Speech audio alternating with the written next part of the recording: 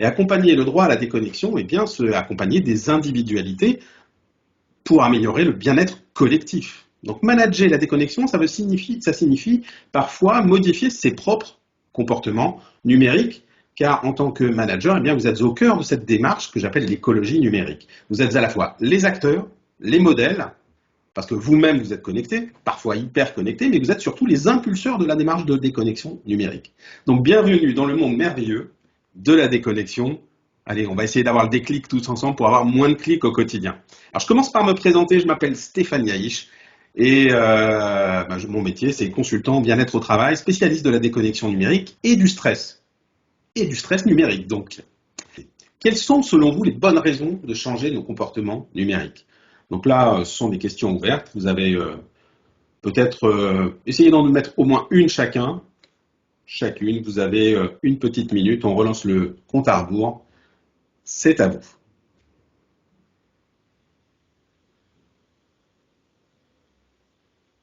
Santé, famille, diminuer le stress, bien-être, sérénité. Avec le confinement, la crise sanitaire, il y a des managers pour qui l'éloignement a été aussi une épreuve terrible. Et ils ont eu l'impression peut-être de perdre la main sur leurs équipes. Et depuis le début de la crise sanitaire, j'ai constaté qu'il y avait des managers qui travaillaient beaucoup plus, pour certains, mais aussi qui étaient dans une forme de management contrôlant, qui du coup est perçu pour parfois du flicage par les collaborateurs, hein, soyons clairs, ou parfois du harcèlement. Donc c'est stressant autant pour le manager que pour ses équipes d'avoir cette notion de perte de contrôle ou de contrôle. Deuxième grand facteur de stress, c'est l'imprévisibilité. Imaginez la masse d'informations qu'on reçoit chaque jour à travers nos mails, je ne sais pas, on va en parler des mails, mais ou à votre retour de vacances, ou à votre retour de week-end. On s'est aperçu que pour certaines personnes qui ont besoin d'être rassurées en permanence, réassurées qu'on les aime, qu'on apprécie leur travail, se trouver à distance, notamment lorsqu'elles sont en télétravail, les isoler, les mettre dans un état de stress et parfois de dépression parce qu'elles étaient à l'écart. Du coup, qu'est-ce qu'elles faisaient, ces personnes-là? Eh bien, elles en faisaient plus, elles travaillaient plus, quitte à montrer qu'elles étaient présentes quoi qu'il arrive, même en dehors des heures de travail, c'est-à-dire sur le temps de transport qui était normalement prévu pour aller jusqu'au travail. Parfois, c'était 2 heures. Ces personnes-là, je les ai interrogées dans le cadre d'ateliers, dans le cadre de conférences, et elles m'ont dit « on travaille ». Donc, on s'est retrouvé avec des personnes qui travaillaient beaucoup plus, qui se sont retrouvées en état de stress et de burn-out, notamment pendant cette période de confinement. Et le quatrième grand facteur de stress, ce n'est pas le changement climatique, c'est le changement multiple que l'on vit en entreprise. Il y a la transformation digitale, il y a les réorganisations, les changements des modes de travail. Vous allez passer en flex office. Le flex, c'est le bébé du numérique et du nomadisme. Évidemment, il n'y aurait pas de flex office s'il n'y avait pas de transformation numérique. Et en fait, le problème, c'est que aussi petits soient-ils, les changements qui touchent les individus, eh bien, ça les stresse. Ça les stresse. Et c'est pas parce qu'on dit déconnecter, allez, il faut déconnecter qu'on va le faire. Parce que pour certains, ces changements-là, eh bien, vont être un véritable saut dans le vide. Alors, il y en a qui vont y arriver, et puis d'autres pas. Donc, accompagner la déconnexion, c'est accompagner le changement.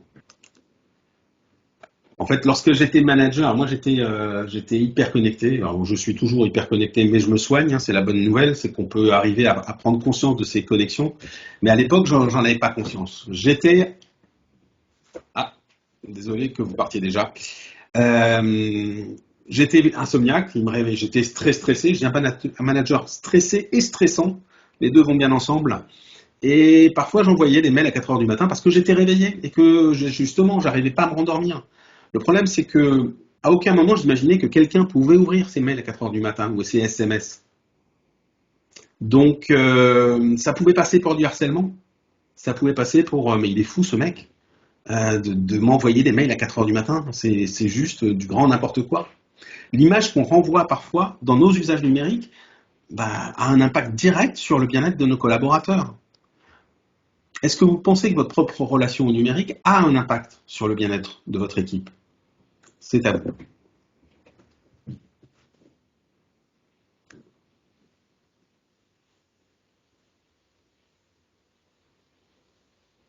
On s'est laissé embarquer dans une utilisation intuitive du numérique. Aujourd'hui, il faut créer des règles. Il faut créer des règles et faire tomber les règles implicites, les injonctions qu'on crée qui sont chez le collaborateur. Qu'est-ce qui me pousse à répondre à un mail dans les 5 minutes? Qu'est-ce qu'il y a derrière? Parce que derrière, il y a souvent des questions du style tiens, j'apprécie qu'on me réponde dans les 5 minutes, alors je fais pareil, je me sens plus performant, je montre que je travaille, j'ai toujours été disponible, donc je montre que je suis disponible, j'ai besoin de me sentir utile, efficace, parfait. On retrouve là les fameux drivers de l'analyse transactionnelle. Je dois garder le contrôle, j'ai peur de perdre de l'information, on ne sait jamais ce qui pourra arriver, donc je me connecte toutes les 5 minutes, comme la moyenne des Français se connectent toutes les 5 minutes à leur boîte mail, ce qui est fou. Il y a des méthodes, dont une méthode que j'ai écrite, qui s'appelle la méthode Zen, où on apprend à se connecter que 3 fois par jour. En tant que manager, c'est pas évident, mais pour vous, le collaborateur, c'est possible. Ça dépend des métiers, mais c'est possible. Puis alors, ce qu'il faut savoir, c'est que derrière ces connexions, derrière ces règles implicites, derrière ces injonctions, il y a aussi des peurs, parfois. Vous savez, les 4 grandes émotions sont la joie, la tristesse, la colère et la peur. Dans le monde du travail, celle qu'on voit le plus, c'est la peur. La déconnexion numérique, ça passe parfois par le changement de culture managériale ou de culture d'entreprise lorsque, justement, envoyer un mail dans les 5 minutes, répondre à un mail dans les 5 minutes est devenu culturel. Donc on doit créer de nouvelles règles, des règles d'écologie comportementale, mentale et corporelle. Créer du jeu collectif, créer des challenges collectifs. Et pour vous y aider, d'ailleurs, dans l'espace bonus, vous allez découvrir 5 défis à envoyer à votre équipe, à relever sur le thème de la déconnexion numérique. C'est ludique, humoristique, sympa. Ça rebondit sur ce qu'on se dit aujourd'hui, c'est ce qui s'est dit dans la conférence précédente. Comment, justement, sortir du multitasking, comment passer en mode mono, comment mieux dormir la nuit, comment mieux travailler plus sereinement. Donc, créer des règles, organiser des réunions, une réunion dans laquelle vous allez peut-être solliciter vos équipes pour trouver des idées. C'est ce qu'on va faire ensemble maintenant avec une petite phase de co-construction. Donc utiliser l'intelligence collective dans votre équipe comme on pourrait le faire là maintenant avec ce scénario qui est rigolo et qui se prête bien au jeu. C'est de créer ensemble une entreprise déconnectée. Et pour ça, on va voyager dans le temps, on va voyager dans le futur, façon Back to the Future. S'il y a des fans de la saga, personnellement, moi j'en suis un grand fan, vous allez retrouver les codes, le marqueur qui est ce voyage dans le temps. Nous sommes aujourd'hui le 23 mai 2023 et non le 23 mai 2022. Ce qui veut dire qu'on est déjà dans le futur. On est déjà dans le futur, les salariés vont mieux, ils sont allégés du poids du numérique, ils équilibrent mieux leur vie pro, leur vie perso. Mais comment est-ce qu'on y est arrivé? Comment est-ce que vous y êtes arrivé aussi? Comment vous avez, vous, mené des actions qui ont pu mener à ça? Pour ça, on va se faire un petit brainstorming de 10 minutes autour de différents thèmes. Donc, vous avez au travail, en télétravail, dans le cadre de la gestion des mails, vous avez alors je regarde les différentes thématiques, vous avez en dehors du temps de travail, vous avez en réunion ou en télé-réunion, et vous avez avant de partir en congé, pendant vos congés et à votre retour de congé. Je lance un petit chrono de 10 minutes et je vous laisse contribuer. Alors on a déjà sollicité les collaborateurs dans le cadre d'ateliers qui ont été menés la semaine dernière sur Orly et sur Roissy. L'idée c'est de croiser tout ça, de pouvoir éditer des to-do list qu'on va envoyer à tout le monde pour donner des tips, des conseils, des astuces, des bonnes pratiques, parce qu'il y a probablement déjà des bonnes pratiques. J'en ai entendu quelques-unes dans le cadre des ateliers qui étaient pas mal du tout. On va croiser tout ça, puis on va essayer d'en faire quelque chose de concret, de pratique, avec des petites fiches mémo qu'on va distribuer à tout le monde. Il y a les entreprises qui ont eu des bonnes pratiques, il y en a eu des mauvaises. Hein. Le truc typique qui n'a pas fonctionné du tout, c'est couper les serveurs de telle heure à telle heure. Tout le monde a trouvé le moyen de contourner le problème. Qui parle à qui? Limitation des circuits.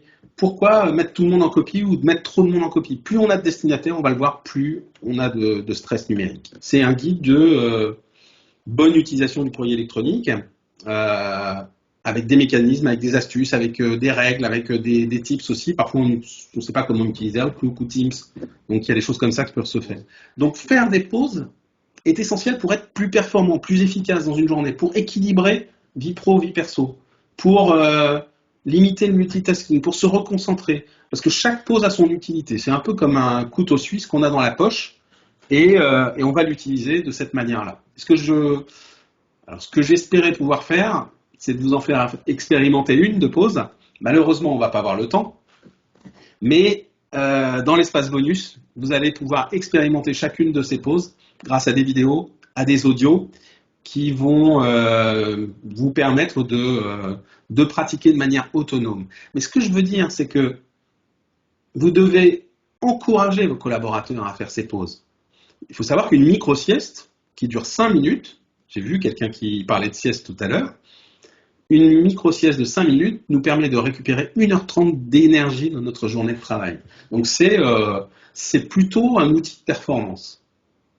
C'est aussi un outil, par exemple, où savoir se recentrer, se reconcentrer très rapidement va devenir une nouvelle capacité. Parce que on va travailler en flex office, qu'on a toujours travaillé dans un bureau fermé, apprendre à faire sa bulle de sérénité, apprendre à oublier les bruits ambiants pour se concentrer sur sa tâche ou sur ce qu'on a à faire, ça devient une capacité, une aptitude, une nouvelle compétence à développer.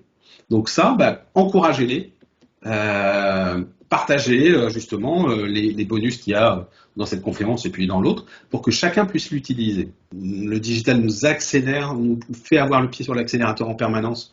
On est souvent dans une spirale toxique qui amplifie ce stress numérique. Levez le pied de la pédale d'accélérateur, acceptez de sortir de l'autoroute pour prendre une jolie route de campagne, pour admirer le paysage, prendre le temps de parler avec les gens, d'échanger les yeux dans les yeux, de se retrouver. Ces paysages, on y est bien, on y respire mieux aussi. Et puis, quand on ralentit, les autres sont plus sereins. Tout le monde sourit. Le sourire est un outil de communication massive, positive. Donc, faites-le. Et puis, le merci aussi. On a découvert que se dire merci plusieurs fois par jour nous rend heureux. Alors, ce que je vais demander à Perrine, c'est d'ouvrir les micros et puis on va terminer sur un merci collectif, sur un feu d'artifice de merci. Simplement pour accorder ce temps pour soi, dire merci aux autres d'être là. Puis moi, je vous dis un grand merci de votre participation. Et puis je vous donne le lien vers l'espace. Je suis en train de le faire. Ouais. Merci beaucoup. Voilà, ça y est. Merci. Merci.